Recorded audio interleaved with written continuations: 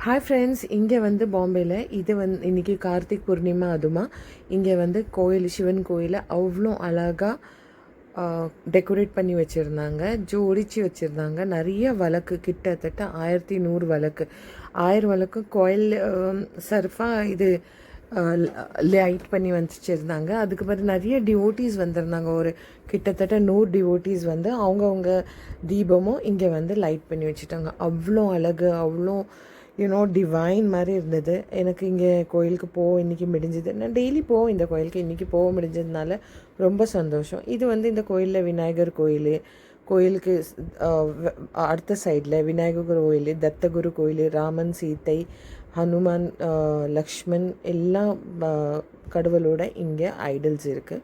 So ரொம்ப இது டிவைனாக பியூட்டிஃபுல்லாக இருந்தது.